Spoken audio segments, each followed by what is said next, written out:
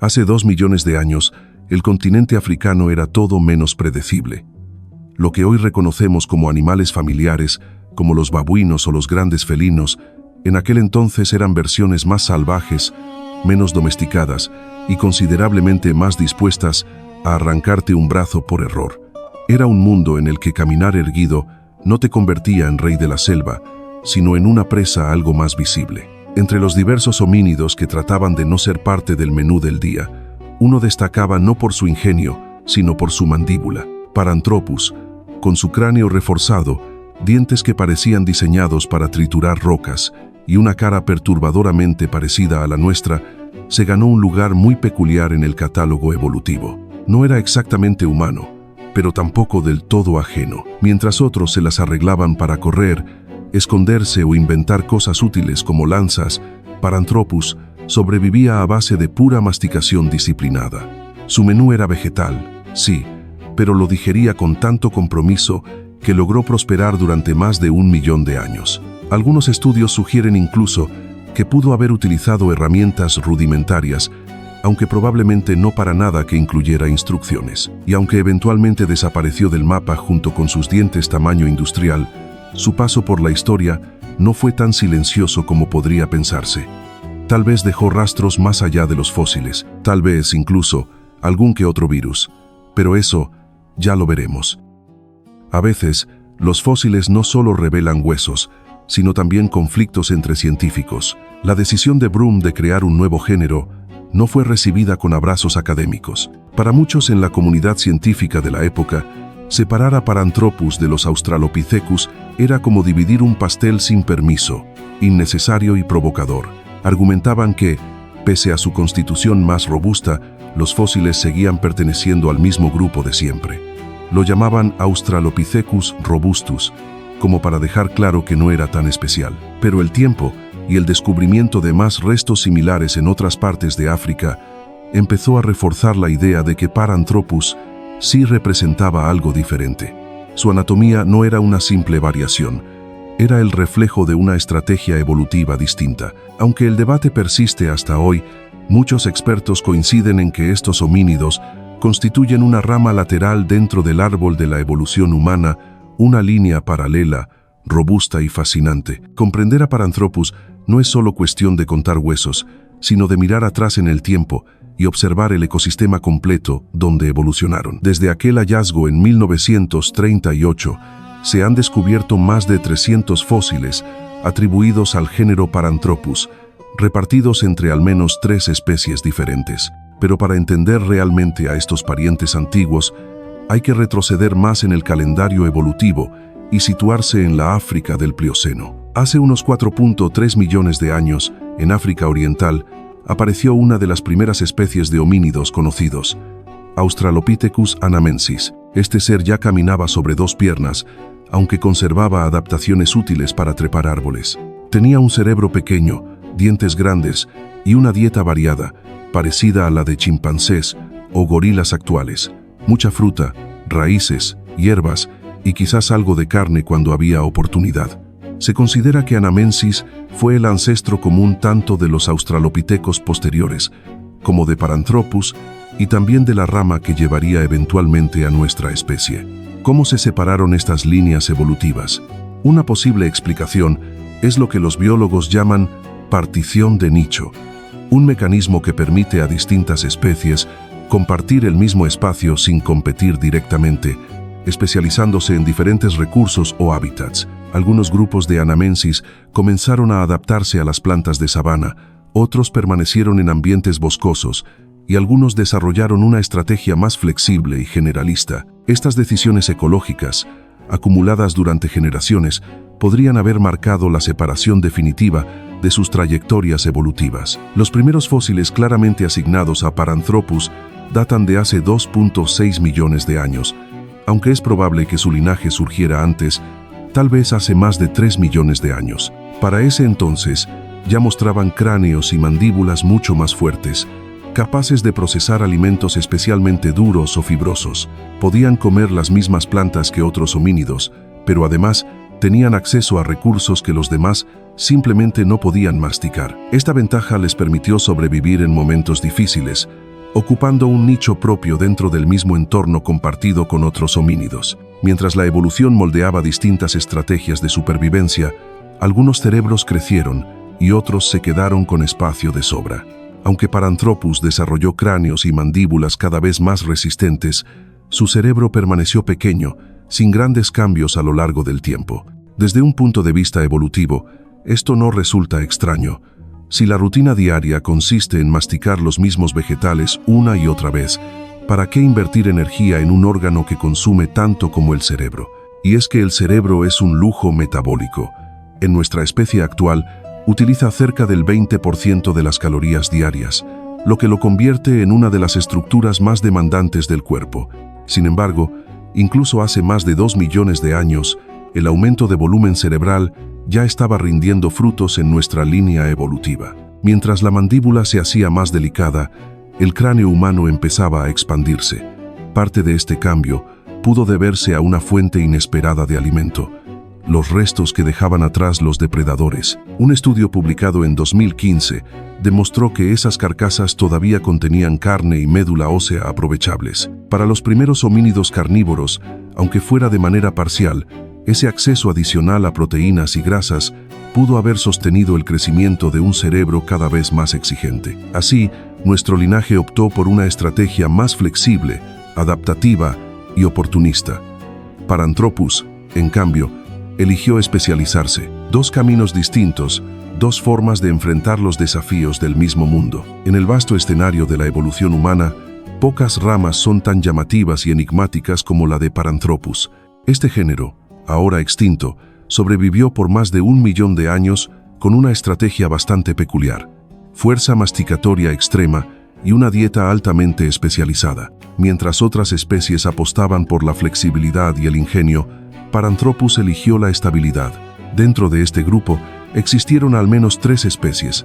La más antigua conocida es Paranthropus aethiopicus, que habitó África Oriental hace al menos 2.6 millones de años.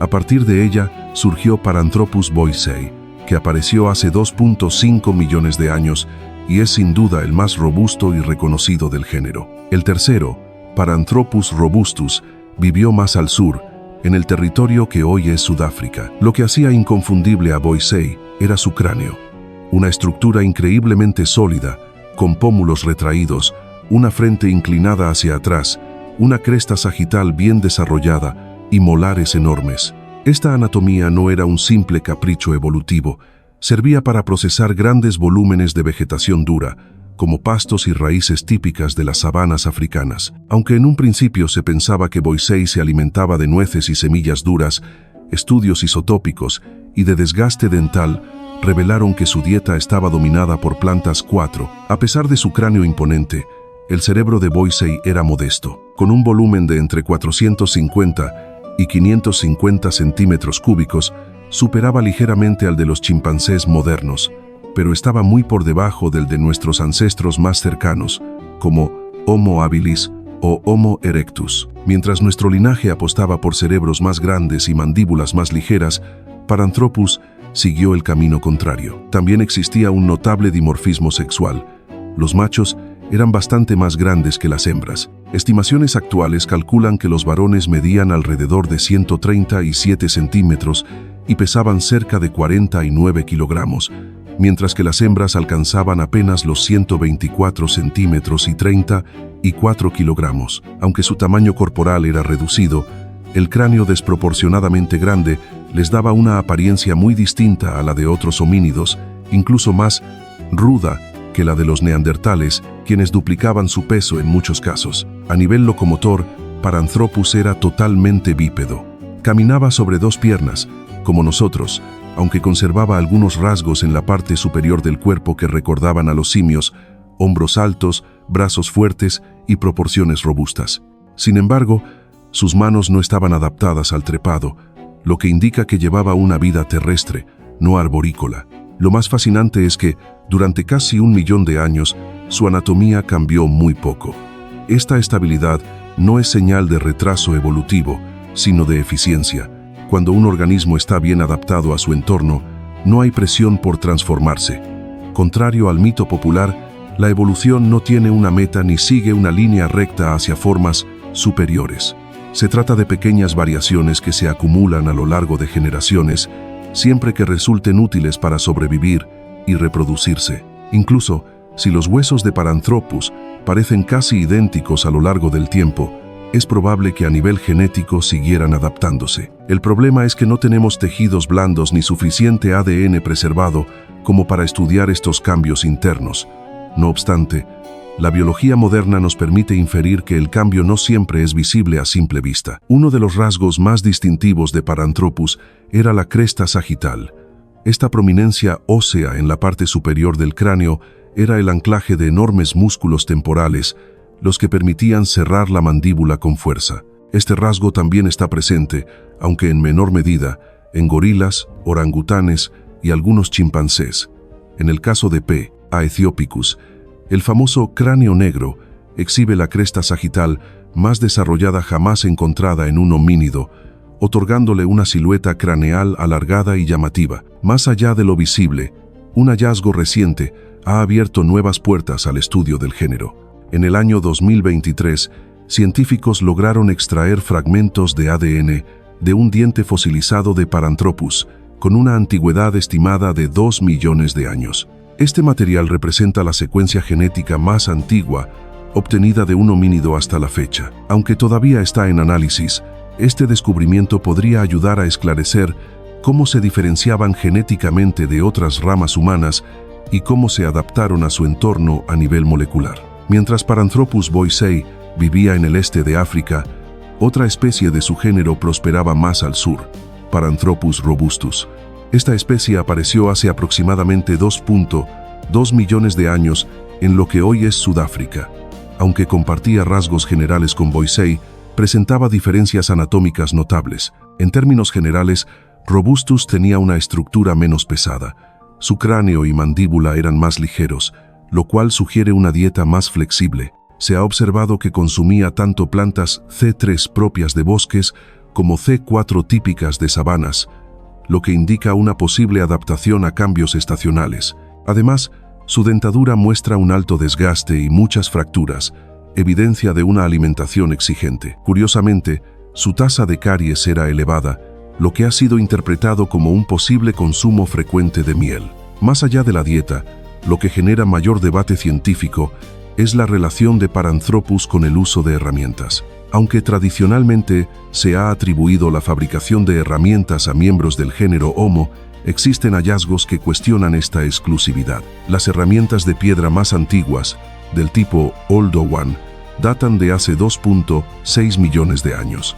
Aparecen en yacimientos donde también se han hallado fósiles de Paranthropus, lo que plantea la posibilidad de que estas especies hayan compartido, utilizado o incluso fabricado herramientas similares. Un caso notable proviene de un yacimiento en Kenia, donde se encontraron restos de hipopótamos con marcas de corte, herramientas líticas y un molar de Paranthropus en un mismo contexto. Aunque no se puede asegurar que esta especie haya sido la autora de los cortes, la asociación es fuerte y sugiere participación en la explotación de carne o médula ósea. También hay pruebas de herramientas hechas con huesos en cuevas del sur de África.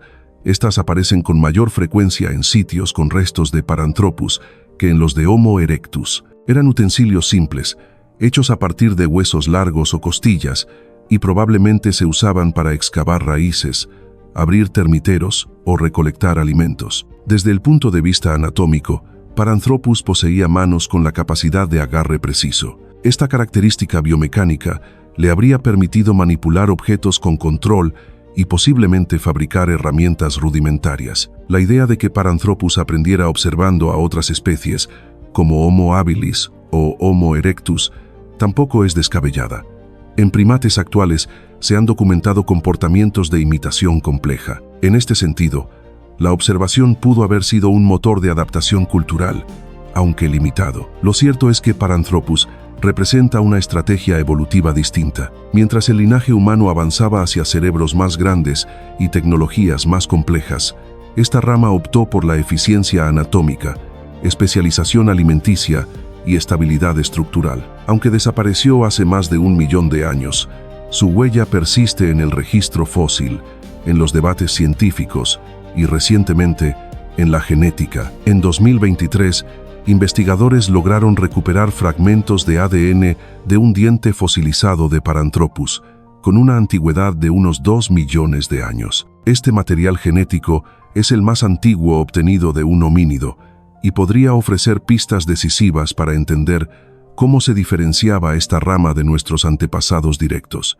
En África Oriental, se han descubierto herramientas óseas que parecen haber sido modificadas intencionalmente. Muchos de estos fragmentos muestran señales claras de haber sido cortados o rotos en formas específicas, lo cual sugiere cierto grado de planificación. Aunque la evidencia que vincula directamente a Paranthropus con estas herramientas sigue siendo circunstancial, en contextos de más de 1 millón de años de antigüedad, este tipo de indicios son, a menudo, lo más sólido que la arqueología puede ofrecer. Pero el hallazgo más sorprendente no está relacionado con huesos usados como herramientas, sino con fuego. En la cueva de Swartkrans, en Sudáfrica, arqueólogos analizaron más de 60 fragmentos óseos.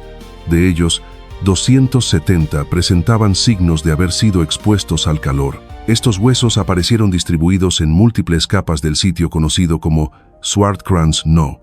3, lo cual indica que el fuego no fue un evento aislado, sino una presencia recurrente. Los análisis demostraron que fueron calentados a temperaturas inferiores a los 300 grados Celsius, lo típico de un fuego controlado pequeño, posiblemente alimentado con madera local como el White Stinkwood. Algunos huesos incluso tenían marcas de corte, lo que sugiere que podrían haber sido cocinados antes de ser consumidos. Estas evidencias se remontan a entre 1 y 1.5 millones de años atrás, convirtiéndose en una de las pruebas más antiguas de fuego en el registro arqueológico. Tanto restos de Homo erectus como de Paranthropus se han encontrado en la misma cueva. Aunque la hipótesis más aceptada atribuye el uso intencional del fuego a Homo erectus, debido a su mayor capacidad cerebral y antecedentes más claros, no se descarta la participación de Paranthropus. Los investigadores insisten en no subestimarlo solo por su tamaño cerebral. En conjunto, todo apunta a que Paranthropus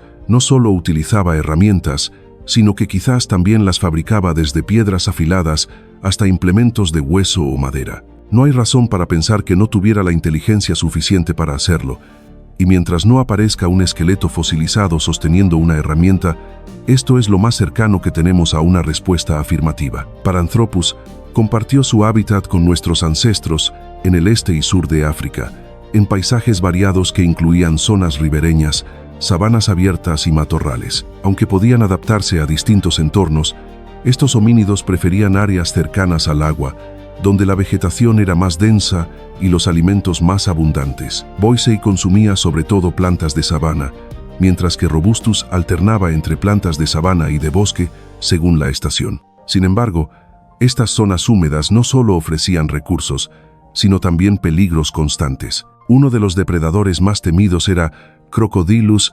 anthropophagus, un cocodrilo extinto que medía hasta 7.5 metros. Se han encontrado restos de homínidos con marcas de mordida atribuibles a esta especie, lo que confirma que cruzar un río o beber agua podía ser mortal. En tierra firme, Paranthropus convivía con grandes carnívoros como Deinofelis, Megantherion y Homotherium, todos félidos de dientes de sable capaces de cazar homínidos sin dificultad. Además, leones, leopardos y hienas prehistóricos también estaban presentes, aumentando la presión depredadora. Curiosamente, otros primates también suponían una amenaza. Dinopithecus, un babuino gigante, podía pesar más de 77 kilogramos y tenía colmillos de 12 cm. Theropithecus oswaldi, una especie extinta de gelada, alcanzaba los 72 kilogramos. Estos simios grandes, fuertes y posiblemente territoriales, habrían sido rivales potenciales por espacio y recursos. En resumen, Paranthropus vivía en un ecosistema dinámico, pero lleno de riesgos. Su habilidad para sobrevivir durante más de 1 millón de años en medio de depredadores formidables y ambientes cambiantes demuestra lo bien adaptados que estaban a su tiempo. Durante el Pleistoceno, la vida de Paranthropus transcurría entre desafíos constantes, no solo por los depredadores del entorno, sino también por las complejas relaciones con otros homínidos, incluidos nuestros antepasados directos. Los babuinos modernos, aunque de tamaño relativamente pequeño, pueden ser agresivos, territoriales y peligrosos incluso entre ellos mismos.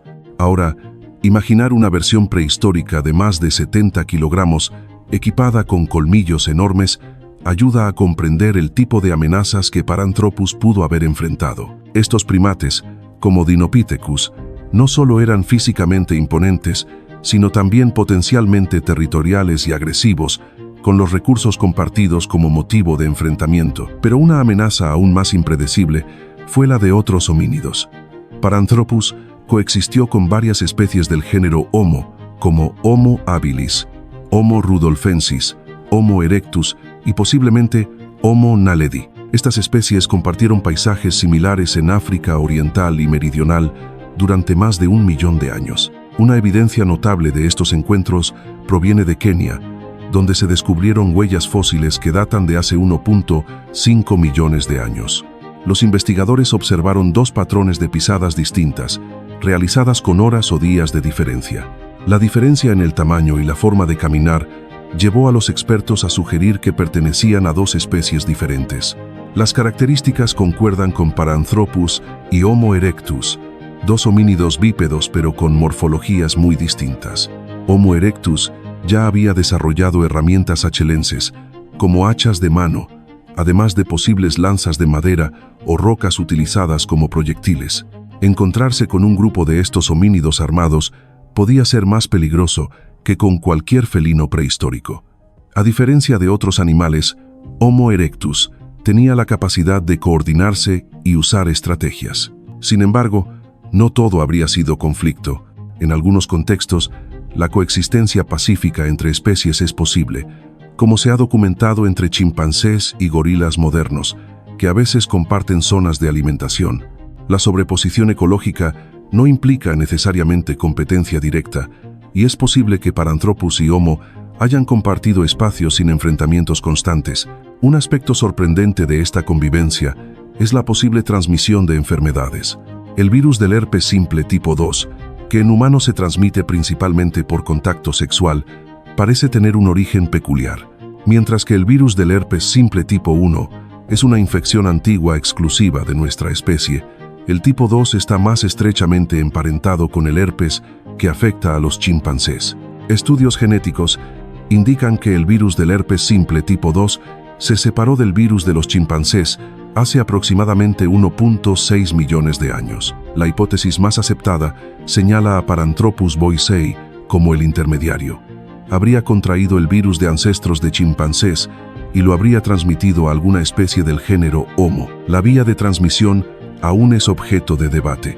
Puede haber ocurrido durante enfrentamientos, contacto con sangre o incluso mediante actividad sexual. Ejemplos modernos, como el virus de la inmunodeficiencia humana, muestran que este tipo de transmisión entre especies no es infrecuente, especialmente cuando existe contacto con fluidos durante la caza o el consumo de carne cruda. Algunos estudios sugieren que incluso Homo habilis pudo haber estado involucrado en esta cadena de contagio. Así, el virus del herpes simple tipo 2 probablemente pasó por varios huéspedes antes de establecerse en nuestra línea evolutiva. Lejos de una época tranquila, el África del Pleistoceno fue un escenario de interacciones intensas, tanto hostiles como quizá colaborativas. En este mundo compartido, Paranthropus no fue solo una figura solitaria, sino parte activa de un ecosistema de especies emparentadas compitiendo, coexistiendo e incluso intercambiando virus que aún hoy forman parte de nuestra biología.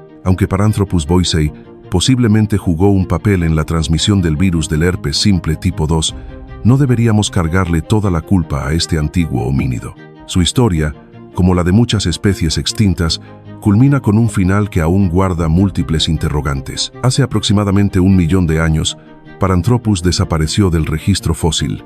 Determinar con certeza las causas de su extinción es un reto, como suele ocurrir con muchas especies prehistóricas. Diversos estudios sugieren que Paranthropus boisei, en particular, tenía una dieta más limitada y especializada que otras especies como Paranthropus robustus, lo que lo hizo más vulnerable a los cambios ambientales. Durante la transición climática del Pleistoceno medio, muchas de las zonas que antes le resultaban favorables fueron perdiendo su capacidad de sostener poblaciones estables. Además de su sensibilidad ecológica, se ha propuesto que Paranthropus era más exigente respecto a su hábitat que otros homínidos. A medida que disminuía la disponibilidad de ecosistemas adecuados, su número probablemente fue reduciéndose de manera progresiva, dejándolos en una situación crítica frente a sequías o a la competencia con otras especies. Nuestros antepasados del género Homo, que ya convivían con Paranthropus desde hacía más de 1 millón de años, pudieron haber contribuido indirectamente a su desaparición. Aunque ambas especies coexistieron durante largos periodos, en algún momento pudo haber surgido competencia directa por recursos como alimento, refugio o territorio.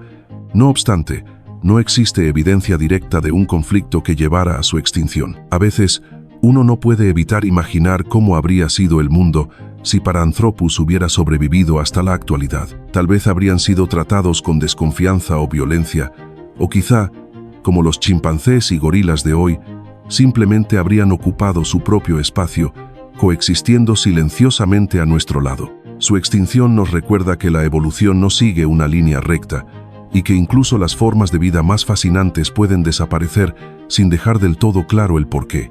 Al observar los restos silenciosos de un Paranthropus, no estamos viendo un simple fósil, sino el testimonio de una existencia real, compleja y persistente. No fueron errores de la evolución, sino seres que compartieron con nuestros ancestros más de 1 millón de años de historia, luchando por sobrevivir en un mundo salvaje y cambiante. Su rastro, aunque hoy apagado, forma parte esencial de nuestra herencia biológica y narrativa.